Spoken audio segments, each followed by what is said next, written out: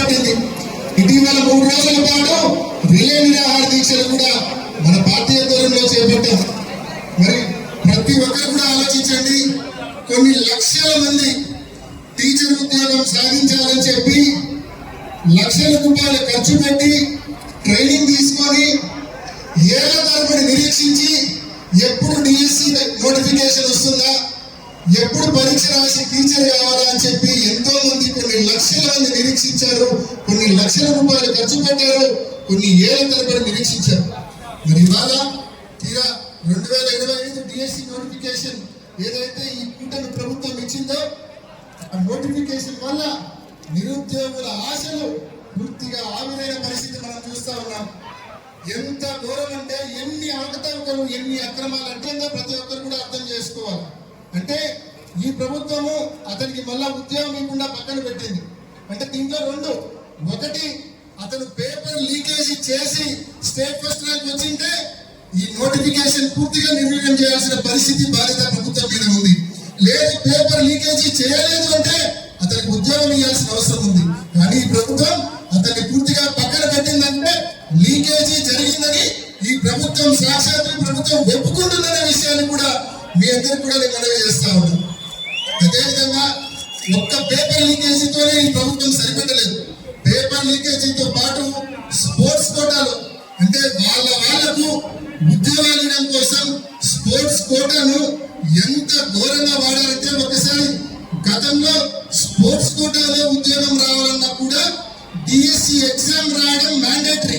ఎవరైనా సరే పరీక్ష రాస్తేనే ఆ తర్వాత ఆ పరీక్షలో వచ్చిన అయితేనే స్పోర్ట్స్ కోటాలో సీట్లు వచ్చేటి, స్పోర్ట్స్ కోటాలో ఉద్యోగాలు వచ్చేటి. కానీ ఇవాళ ఈ డిఎస్సి నోటిఫికేషన్ లో స్పోర్ట్స్ కోటాలో ఉద్యోగాలు వచ్చే వాళ్ళకు అసలు పరీక్ష రాయాల్సిన అవసరమే లేకుండా మరి రూల్స్ ఫ్రేమ్ చేయడం జరిగింది, నిబంధనలు ఫ్రేమ్ చేయడం జరిగింది.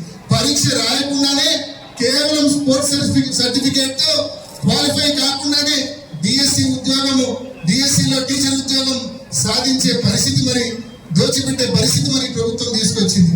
అంటే జీవో నెంబర్ 4, జీవో నెంబర్ 47 ఈ 2 కూడా సస్పెండ్ చేసింది. ఈ 2 కొత్త జీవోలు ఇచ్చింది. కొత్త జీవోలు ఇచ్చి స్పోర్ట్స్ కోటా వాళ్ళు ఎవరైతే ఉన్నారో వాళ్ళు డిఎస్సి రాయడం అవసరం లేదని చెప్పింది. మళ్ళీ ఎవరైనా సరే మళ్ళా కోర్టుకు పోతారేమో, కోర్టుకు పోయి ఆ జీవోల మీద స్టే చేస్తారేమో అని చెప్పి డిఎస్సి సెలక్షన్ అయిపోయిన మరుక్షణమే జీవో నెంబర్ 74 ఇచ్చి ఆ పాత 2 జీవోలను మళ్ళీ రద్దు చేసేసింది. అంటే ఎంత ఘోరంగా ఈ ప్రభుత్వ పరిపాలన ఉందో ఒక్కసారి అర్థం చేసుకోమని చెప్పి సామాన్యుడు ఎవరైతే కష్టపడి లక్షలు దారిపోసి కష్టపడి ట్రైనింగ్ తీసుకొని టీచర్ ఉద్యోగం సాధించాలనుకుంటాడో వాళ్ళు ఇటువంటి నిబంధనలు, ఇటువంటి పేపర్ లీకేజీలు ఉంటే ఏ రకమైనటువంటి బాధకు, ఏ రకమైనటువంటి నిరుత్సాహానికి వాళ్ళ గురైతాలు ఒక్కసారి ఆలోచించమని చెప్పి ప్రతి ఒక్కరిని కూడా కోరుతా ఉన్నాం. కాంగ్రెస్ పార్టీ ఈ ఉద్యమాన్ని పుస్తకాల మీద వేసుకొని ముందుకు నడిపిస్తా ఉందనే విషయాన్ని కూడా మీ అందరికీ మనం చేస్తా ఉన్నాం. ఈరోజు స్పోర్ట్స్ సర్టిఫికేట్స్ లో కూడా ఇంకో మొత్తం స్పోర్ట్స్ సర్టిఫికేట్ లో నిజంగా మనకు సర్టిఫికేట్లు కూడా తినాల్సిన పనుల పార్టిసిపేట్ అయినా కూడా ఉద్యోగాలు ఇచ్చినారు. ఇందాక చెప్పినట్టు జూడో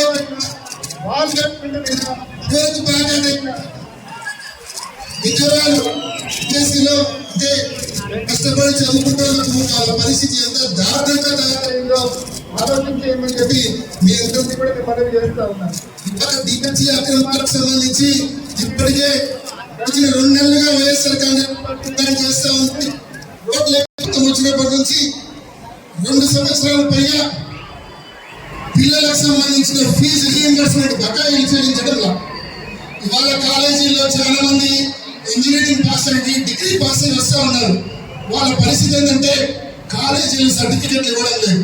సర్టిఫికెట్ ఇవ్వాలంటే డబ్బులు కట్టమని అడుగుతూ ఉన్నారు. ప్రభుత్వం ఫీజు రీయింబర్స్మెంట్ బకాయిలు చెల్లించిన పరిస్థితి మనం చూస్తూ ఉన్నాం.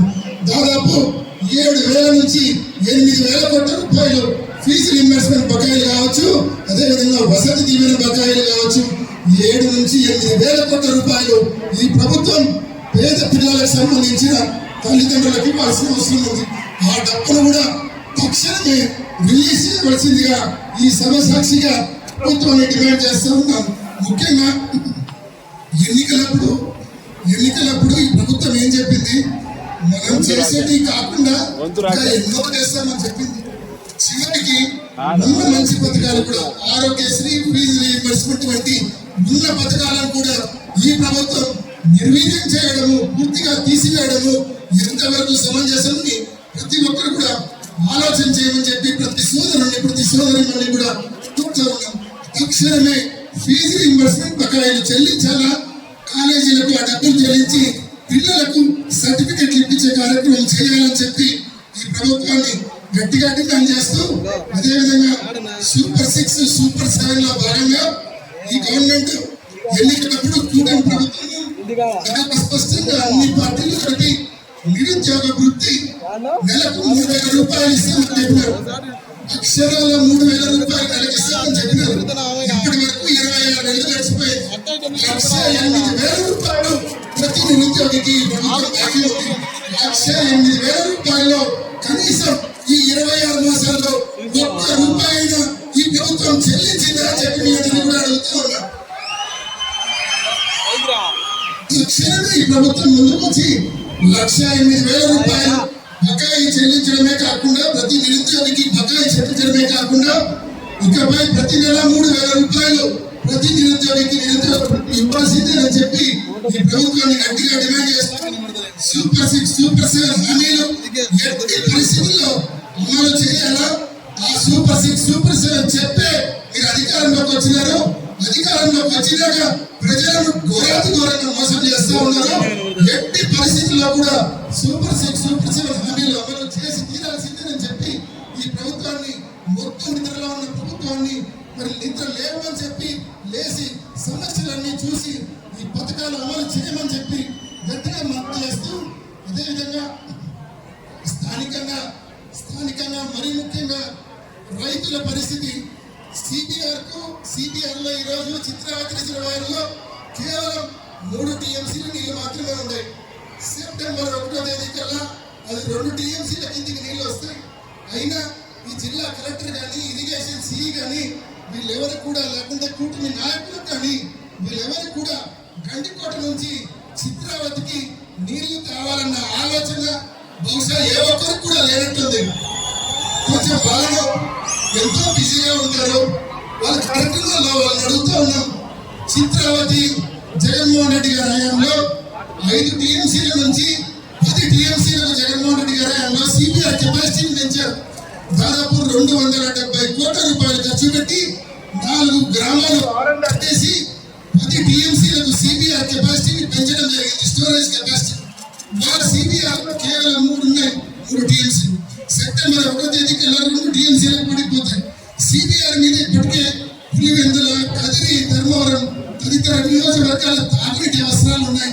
కాబట్టి తక్షణమే ఆలస్యం చేయకుండా ఈ ప్రభుత్వం మొత్తం నిద్ర లేచి కూటమి నాయకులకు చల్లం వచ్చి తప్పకుండా సిబిఆర్ నుంచి, గండికోట నుంచి సిబిఆర్ కు 10 టీఎంసీలు ఫుల్ స్టోరేజ్ కెపాసిటీ నింపే దిశగా చర్యలు తీసుకోవాలని చెప్పి ఈ ప్రభుత్వాన్ని గట్టిగా డిమాండ్ చేస్తూ, సూపర్ 6, సూపర్ 7 హామీలు ఎట్టి పరిస్థితుల్లో అమలు చేయాలని చెప్పి ఈ ప్రభుత్వాన్ని గట్టిగా డిమాండ్ చేస్తూ, ఈ నియోజకవర్గంలో జగనన్న చేసిన మంచి కార్యక్రమాలన్నింటినీ కూడా ముందుకు తీసుకెళ్లాలని చెప్పి ఈ ప్రభుత్వాన్ని డిమాండ్ చేస్తూ, ముఖ్యంగా మెడికల్ కాలేజ్ దాదాపు 400 కోట్ల రూపాయలపై ఖర్చు పెట్టి మెడికల్ కాలేజ్ నిర్మించారు. ఈ ప్రభుత్వం వచ్చిన తర్వాత మెడికల్ కాలేజీకి కేంద్ర ప్రభుత్వం ఎన్ఎంసీ 50 సీట్లు మంజూరు చేసింది. ఎంబీబీఎస్ ఆ వచ్చిన సీట్లను వద్దని చెప్పి ప్రభుత్వం వెనక్కి పంపించింది. సో ఎట్టి పరిస్థితుల్లో ఇక్కడ మెడికల్ కాలేజ్, జిల్లా ఆసుపత్రి ప్రారంభించే దిశగా ఈ ప్రభుత్వం ఆలస్యంగా అయినా ఇప్పటికైనా అడుగులు వేయాలని చెప్పి ప్రభుత్వాన్ని మనవి చేస్తూ, అదేవిధంగా రైతుల కోసం జగన్మోహన్ రెడ్డి గారు 25 కోట్ల రూపాయలు పెట్టి అరటి రైతుల కోసం ఇంటిగ్రేటెడ్ కోల్డ్ స్టోరేజ్ నిర్మించారు. పూర్తి స్థాయిలో నిర్మాణం పూర్తయింది.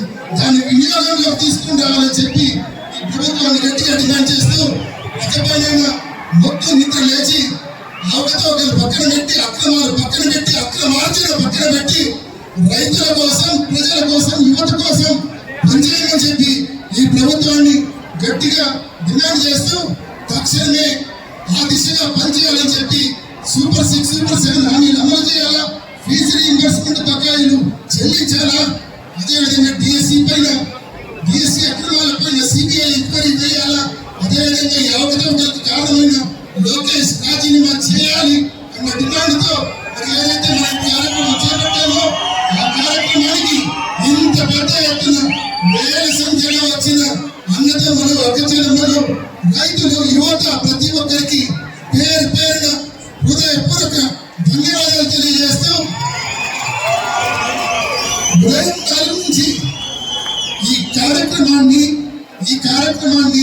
డిస్టర్బ్ చేయాలా, ఈ కార్యక్రమాన్ని జరగకుండా చేయాలని చెప్పి ఉదయం రాత్రి నుంచి మరి అధికార పార్టీ ఎన్ని ప్రయత్నాలు చేసినా ఉదయం 4 నుంచే వేల సంఖ్యలో పులివెందుల పట్టణానికి వచ్చిన వైఎస్ఆర్సీపీ కార్యకర్తలందరికీ శిరస్సు వంచి ప్రతి ఒక్కరికి కూడా శిరస్సు వంచి పేరు పేరున ధన్యవాదాలు తెలియజేస్తూ మీ రుణం ఎన్నటికీ తీర్చుకోలేదని చెప్పి మీ అందరికీ పేరు పేరున ధన్యవాదాలు తెలియజేస్తూ ఈ కార్యక్రమాన్ని ఇంత ఆంక్షల నడుమ ఈ కార్యక్రమం జరుగుతున్నా ఇంత పెద్ద ఎత్తున ఈ కార్యక్రమం విజయవంతం చేసిన మీ అందరికీ పేరు పేరున హృదయపూర్వక ధన్యవాదాలు తెలియజేస్తున్నా. జై జగనన్న, జై జగనన్న, జోహార్ వైఎస్ఆర్, జోహార్ వైఎస్ఆర్, జోహార్ వైఎస్ఆర్. అవినాష్ రెడ్డి నాయకత్వం, అవినాష్ రెడ్డి నాయకత్వం, అవినాష్ రెడ్డి నాయకత్వం.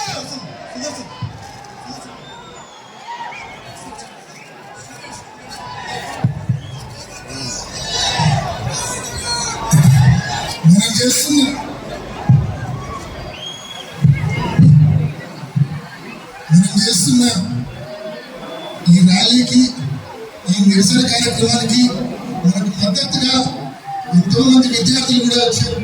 వాళ్ళందరికీ కూడా నేను మనస్ఫూర్తిగా శుభాకాంక్షలు తెలియజేస్తున్నా, ధన్యవాదాలు తెలియజేస్తున్నా.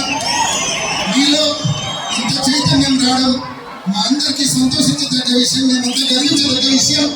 మేము చేస్తా ఉన్న పోరాటం విజయవంతమైన దానికి మీలాంటి విద్యార్థులు భవిష్యత్తులో ఇదే డిఎస్సి ఎగ్జామ్ రాయబోయే వాళ్ళు మీరందరూ కూడా రోడ్ల మీదకి రావడమే సాక్ష్యం అని చెప్పి కూడా తెలియజేస్తూ ఈ నిరసన కార్యక్రమంలో పాల్గొంటున్నందుకు మీ అందరికీ కూడా, నా చెల్లెళ్ళు, నా తమ్ముళ్ళందరికీ కూడా పేరు పేరున నేను ధన్యవాదాలు తెలియజేస్తా ఉన్నాను.